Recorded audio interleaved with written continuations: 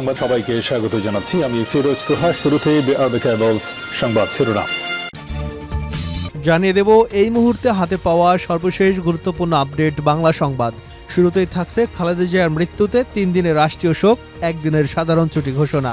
BNP chairperson ও সাবেক প্রধানমন্ত্রী বেগম খালেদা জিয়ার মৃত্যুতে বুধবার থেকে শুক্রবার পর্যন্ত 3 দিনের রাষ্ট্রীয় শোক ঘোষণা করা হয়েছে। এছাড়া বুধবার সারা দেশে সাধারণ ছুটি থাকবে। মঙ্গলবার জাতির উদ্দেশ্যে দেওয়া ভাষণে এ ঘোষণা দেন অন্তর্বর্তী সরকারের প্রধান উপদেষ্টা প্রফেসর মোহাম্মদ ইউনূস। এবারে জানাবো জরুরি সভায় অংশ নিতে গুলশান কার্যালয়ে তারেক রহমান। বিএনপি চেয়ারপারসন ও সাবেক প্রধানমন্ত্রী খালেদা জিয়া আজ সকালে মৃত্যুবরণ করেছেন। এর পরিপ্রেক্ষিতে বিএনপির স্থায়ী কমিটি জরুরি সভা ডেকেছে। সেখানে অংশ নিতে গুলশানে চেয়ারপারসনের রাজনৈতিক কার্যালয়ে পৌঁছেছেন বিএনপির ভারপ্রাপ্ত চেয়ারম্যান তারেক রহমান। জানাবো স্বামীর পাশেই সমাহিত হবেন খালেদা জিয়া, নেওয়া হচ্ছে কবরের মাপ। সাবেক 3 বারের প্রধানমন্ত্রী খালেদা জিয়াকে সংসদ ভবন এলাকায় জিয়া উদ্যানে স্বামী জিয়াউর রহমানের কবরের পাশেই সমাহিত করতে সব রকম প্রস্তুতি চলছে। ইতিমধ্যেই তাকে সমাহিত করতে কবরের মাপ নেওয়া হয়েছে। এদিকে খালেদা জিয়ার মৃত্যুতে জাতিসংঘের শোক।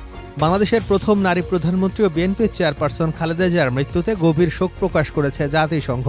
মঙ্গলবার জাতিসংঘের বাংলাদেশ অফিসিয়াল ফেসবুক পেজে দেওয়া এক পোস্টে বলেছে, বাংলাদেশের সাবেক প্রধানমন্ত্রী খালেদা জিয়ার মৃত্যুতে জাতিসংঘ গভীর শোক প্রকাশ করছে।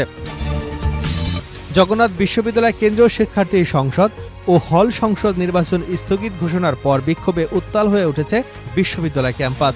নির্বাচন স্থগিতের খবরে ক্ষুব্ধ শিক্ষার্থীরা উপাচার্য ভবন ঘেরাও করে বিক্ষোভ শুরু করেছেন। জানিয়ে দেব বিএনপিকে জয়ী করুন, উন্নয়নের দায়িত্ব আমরা নেব গয়েশ্বর। বিএনপির জাতীয় স্থায়ী কমিটির সদস্য ঢাকা 3 আসনের মনোনীত সংসদ সদস্য প্রার্থী গয়েশ্বর চন্দ্র রায় বলেছেন, আপনারা বিএনপিকে বিজয়ী করুন, উন্নয়নের দায়িত্ব আমরা নেব। ঐক্যবদ্ধভাবে কাজ করলে কোনো শক্তি বিএনপিকে পরাজিত করতে পারবে না। এবং সর্বশেষ জানাবো আন্তর্জাতিক সংবাদ।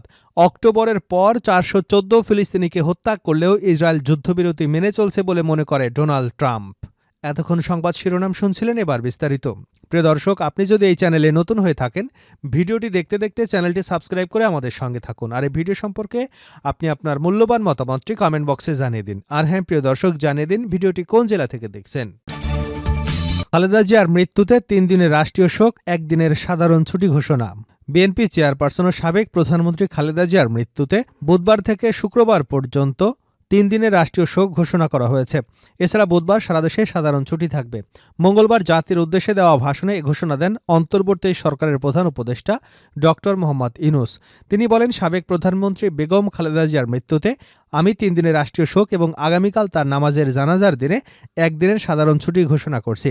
নামাজের জানাজা সহ সব ধরনের শোক পালনে শৃঙ্খলা বজায় রাখার জন্য আমি সবার প্রতি বিনীত আহ্বান জানাচ্ছি। প্রফেসর মোহাম্মদ ইউনূস বলেন, বেগম খালেদা জিয়া ছিলেন বাংলাদেশের রাজনীতিতে এক পরম মহিমান্বিত ব্যক্তিত্ব। গণতন্ত্র, বহুদলীয় রাজনৈতিক সংস্কৃতি এবং জনগণের অধিকার প্রতিষ্ঠার সংগ্রামে তার অসামান্য ভূমিকার ইতিহাসে অম্লান হয়ে থাকবে।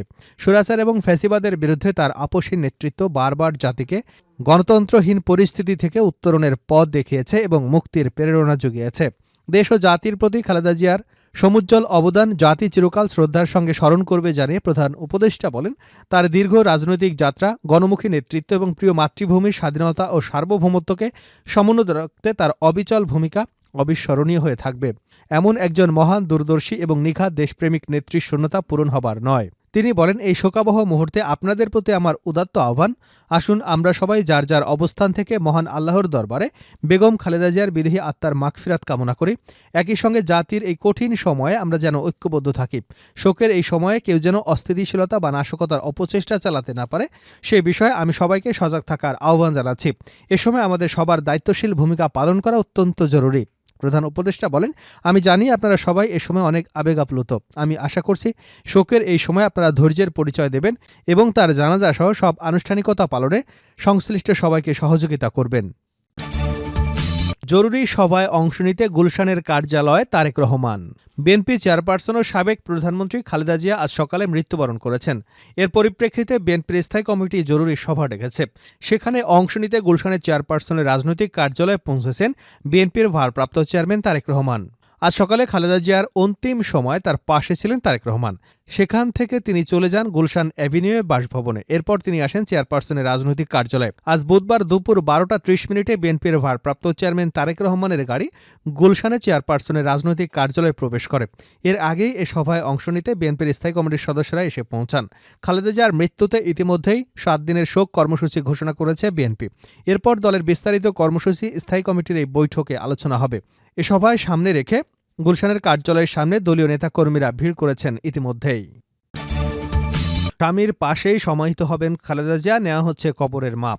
সাবেক 3 বারের প্রধানমন্ত্রী খালেদা জিয়াকে সংসদ ভবন এলাকায় জিয়া উদ্যানে স্বামীর জিয়াউর রহমানের কবরের পাশেই সমাহিত করতে সব রকমের প্রস্তুতি চলছে। ইতিমধ্যেই তাকে সমাহিত করতে কবরের মাপ নেওয়া হয়েছে। মঙ্গলবার সকাল 12:15টার দিকে সেখানে গিয়ে দেখা যায় দাফনের আনুষ্ঠানিকতা সম্পন্ন করার লক্ষ্যে কবরের মাপ নেওয়া হচ্ছে। এদিকে খালেদা জিয়ার মৃত্যুতে জিয়া উদ্যান এলাকায় তার কবর খননকে কেন্দ্র করে নিরাপত্তা ব্যবস্থা জোরদার করা হয়েছে।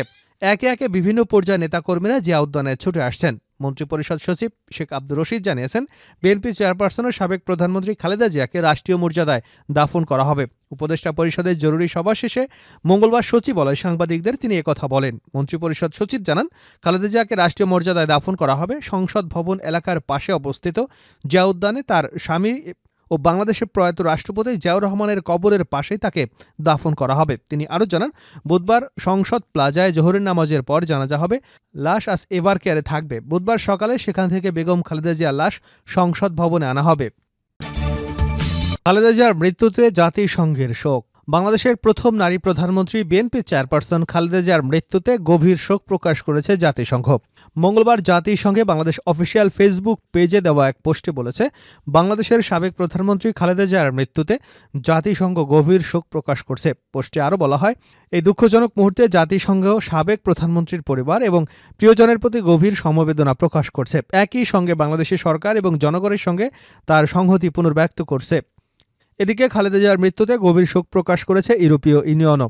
ইউরোপীয় ইউনিয়ন বাংলাদেশ অফিসিয়াল ফেসবুক পেজে দেওয়া এক পোস্টে বলে, খালেদা জিয়ার মৃত্যুতে আমরা বাংলাদেশের জনগণের প্রতি গভীর সমবেদনা জানাচ্ছি। উল্লেখ্য, মঙ্গলবার বাংলাদেশের সময় সকাল 6টায় রাজধানীর এভারকেয়ার হাসপাতালে চিকিৎসাধীন অবস্থায় শেষ নিঃশ্বাস ত্যাগ করেন বেগম খালেদা জিয়া। যোগসু নির্বাচন স্থগিত, বিক্ষোভে উত্তাল জবি ক্যাম্পাস। জগন্নাথ বিশ্ববিদ্যালয়ের কেন্দ্রীয় শিক্ষার্থী সংসদ যোগসু ও হল সংসদ নির্বাচন স্থগিতের ঘোষণার পর বিক্ষোভে উত্তাল হয়ে উঠেছে বিশ্ববিদ্যালয় ক্যাম্পাস। নির্বাচন স্থগিতের খবরে ক্ষুব্ধ শিক্ষার্থীরা উপাচার্য ভবন ঘেরাও করে বিক্ষোভ শুরু করেন। মঙ্গলবার সকালে নির্বাচন কমিশনের এক প্রেস বিজ্ঞপ্তিতে যোগসু হল সংসদ নির্বাচন স্থগিতের ঘোষণা দেওয়া হয়। এর পরপরই শিক্ষার্থীরা উপাচার্য ভবনের সামনে জড়ো হয়ে স্লোগান দিতে থাকেন এবং ভবন ব্লকেট করে রাখেন।